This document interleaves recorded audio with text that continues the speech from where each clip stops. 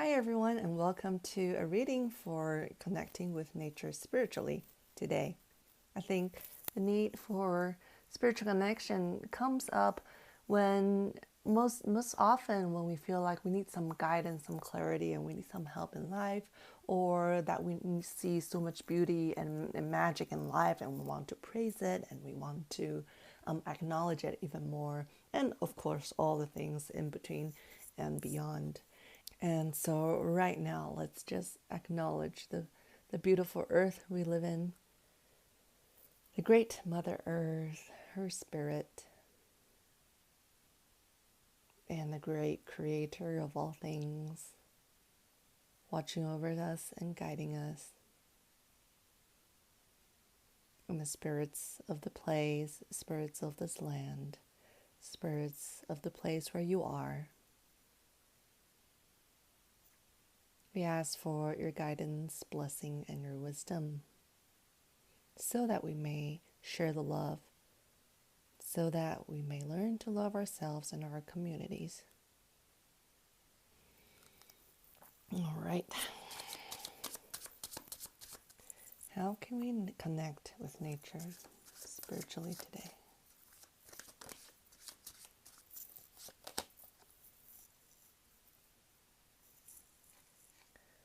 The wind, very nice.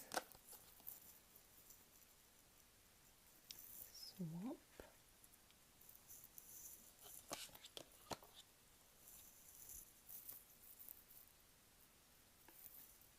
And mountain. Okay, we have a very strong message about persistence coming through, from the ever-changing wind to the very big unknown, and also a lot of change in the mountain area. I think visually you see them kind of going from a more a more immediate scenario to something really grand, almost like from beginner level to advanced level of staying within the moment to work with your conditions and also to stay steadfast in your changing conditions. We see none of these are being very easy environments, but we have the bunnies playing the kite, flying the kites. We have bunnies discovering beauty in the swamp, and then we have bunny jumping off the cliff. I think we are a lot more of adventurers and observers that we might give ourselves credit for. Imagine all the things that we know about the world, about nature, about ancestors, and different regions and different kind of stories.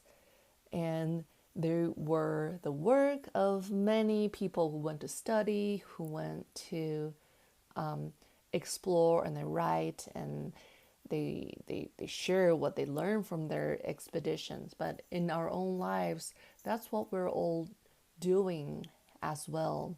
And sometimes we might not feel that because we are very much we're very much stuck on our hamster wheel, so we don't give ourselves as much credit. But everything from our hobbies to our travels, we are taking in different things, new views, understanding our feelings, sharing great moments, and teaching each other about, for example, how to fly a kite well, or how did you know to go to this place to kind of experience that thing that's local to that area. How we enjoy and how we deal with the natural environment are things we should be proud of. When I think of our relationships to places and how we might fall in love with a place, at one time, several years after I moved, I realized it is like a relationship. You adjust to each other's quirks. Maybe that city you live in, you don't like the weather, and you learn to deal with a bunch of rain, or you deal with the heavy wind. And from that, it's almost like some compromise, some adjustment, that's when you're giving a part of yourself. You're compromising a little part of yourself so that you could have a harmonious relationship, so that you are coexisting and you understand each other a little bit more. That's how love is developed. That's how love grows. Even on social media, I feel like one of the popular topics is people talking about their local area and how they react to certain weather. and and sometimes you see that, oh, those attitudes towards the local weather isn't that local. It might actually be kind of universal through in similar climates or in other different things, or it's maybe just basic human nature. But there's a type of there's a bond and even a pride in how we learn to adapt to where we live, where we are. I think that's very sweet. That's very cute that people notice that and tell a story about that. And so this reading here is coming very much from my experience as well.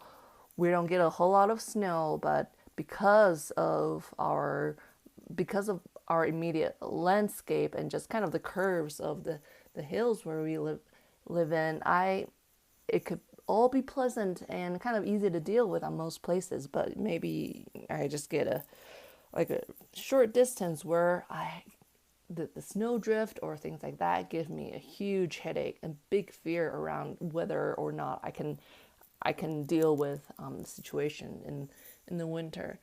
And I'm experiencing everything from I'll wait it out to my husband can fix it, or I am gonna try even though I feel like it's not gonna make a difference, because the result is probably not the difference I'm looking for, but it is an interaction of dealing with a natural phenomenon that I do not like.